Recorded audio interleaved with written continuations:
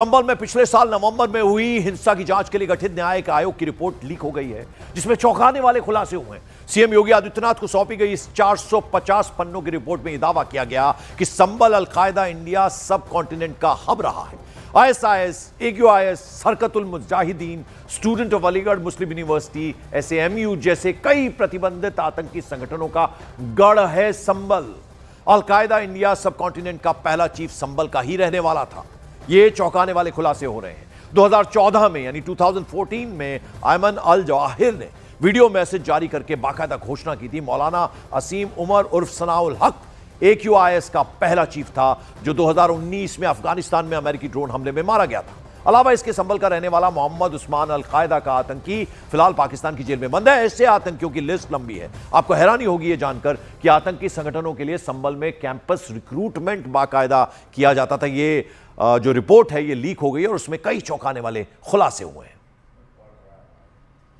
और इस बीच विश्व हिंदू रक्षा परिषद ने हिंदुओं के पलायन के खिलाफ प्रदर्शन किया और संभल की बदली डेमोग्राफी पर अपनी नाराजगी भी जाहिर की। बहरहाल संभल में हुए दंगों पर तैयार की गई यह रिपोर्ट फिलहाल सार्वजनिक नहीं की गई है।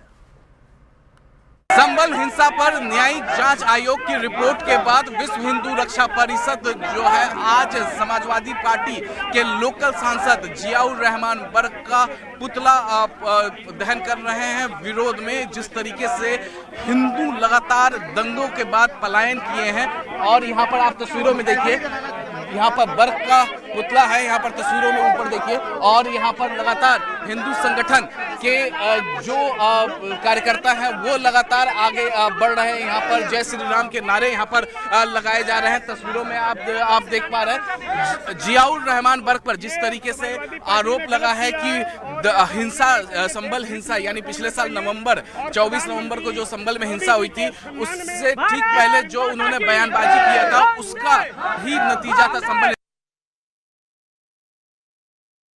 हमारे साथ गोपाल राय मौजूद है जो कि अंतर्राष्ट्रीय अध्यक्ष है विश्व हिंदू रक्षा परिषद के। आज आप लोग जियाउर रहमान बर्क का पुतला दहन कर रहे हैं, वजह क्या है? देखिए, विश्व हिंदू रक्षा परिषद मोदी जी के सम्मान में है, क्योंकि मोदी जी की मां गाली देना ये हमारे देश का अपमान है, मोदी जी का अपमान नहीं है। इस तरह से ये विश्व हिंदू रक्षा परिषद बर्दाश्त नहीं करेगा। विश्व हिंदू रक्षा परिषद जो अब तक कहा है वो किया है। और जियाउर रहमान बर्क का पुतला दहन ये पुतला दहन हम लोग कर रहे हैं। और सबसे बड़ी बात यह है कि जो विरोधी हैं इनको कम से कम अपने लाइन पर रहना चाहिए।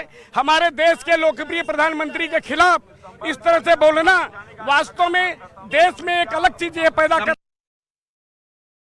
इस तरह से जबरदस्त तरीके से प्रदर्शन हुआ, आपने सुना। अभी आपको बता दें कि विश्व हिंदू रक्षा परिषद ने हिंदुओं के पलायन के खिलाफ प्रदर्शन किया। संभल की जिस तरह से डेमोग्राफी बदली है उस पर अपना उन्होंने नाराजगी भी जाहिर की है।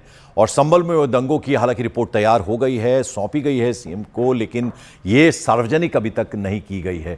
तो किस तरह से डेमोग्राफी बदली थी वो हम आपको दिखा रहे हैं ग्राफिक्स के जरिए। पहले 45% हिंदू आबादी थी जो घटकर 2025 में 1947 में 45%, 2025 में घटकर वो केवल 15% रह गई है। यानी सबसे ज्यादा हिंदू आबादी जो है उसने पलायन किया यानी संभल छोड़ा है। तो आप अंदाजा लगाइए, 450 पेजेस की यानी 450 पन्नों की रिपोर्ट है। इसमें दंगे, मौतें, उनका बाकायदा जिक्र किया गया है और बाबर काल के हरिहर मंदिर में साक्ष्य मिले हैं और इसकी जो नींव है उसके बारे में भी साफ पता चला है। डेमोग्राफी में किस तरह से बदलाव हुआ उस पर भी इस रिपोर्ट में खुलासा किया गया है। और संभल के हिंदू परिवारों ने न्यूज 18 इंडिया से बातचीत करते हुए कहा कि वो तो काफी पहले से इसकी शिकायत करते थे, कंप्लेंट करते आ रहे थे और अब संभल का सच सामने आ गया है। साथ ही साथ उन्होंने पिछली सरकारों को इसके लिए सीधे रिस्पॉन्सिबल ठहराया है, जिम्मेदार ठहराया है। मेरा नाम संजय कुमार गुप्ता पोली है। मैं यशस्वी मुख्यमंत्री योगी आदित्यनाथ जी को धन्यवाद देना चाहूँगा कि उन्होंने आयोग का गठन किया और आयोग ने सत्य को उजागर करने का काम किया।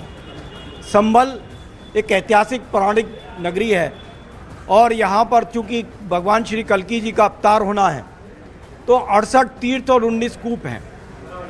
आज संभल 15% हिंदू यहाँ पर रह गया। अब ये 15% हिंदू दबा ढका कैसे इन तीर्थों की रक्षा करेगा? प्रश्न ये आता है कि यहाँ पर हमारी रक्षा करने के लिए हमारी सुरक्षा करने के लिए क्या प्रबंध किए गए, हमें कैसे यहाँ पर रोका जाएगा। आज जब 24 नवंबर के बाद जो 15 फरवरी तक इन्होंने रोड रिपोर्ट बनाई, इसमें 15% हिंदू संबल में बताया गया। मैं ये कहना चाहता हूँ कि 15% उस समय था, आज की स्थिति में 2% और कम हो गया।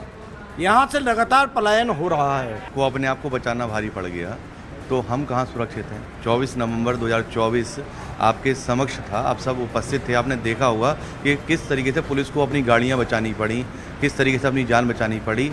तो जब पुलिस इतनी सक्षम रूप में थी, सारे अधिकारी वहाँ मौजूद थे, तब ये स्थिति रही।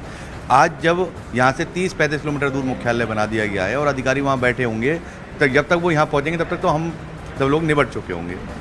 बहुत ही डर का माहौल एक हिंदू समुदाय में है, हिंदू वर्ग के अंदर है। मुस्लिम समाज के लोगों से हमने बात की तो उनका ये कहना था कि 85% अगर मुस्लिम है तो 15% हिंदुओं की दुकानों से वो सामान लेते हैं। क्या ये सही है?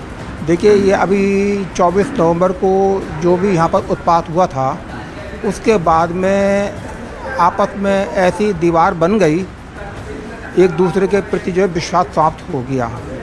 अब वे लोग जो है हिंदू संप्रदाय के पास में आना पसंद नहीं करते। अब उन्होंने भी आपस में ये तय कर लिया है कि हम इनके पास क्यों जाएं सामान लेने के लिए। तो उन्होंने अपने अपने क्षेत्रों में दुकानें बना ली हैं, मार्केट बनाते चले आ रहे हैं।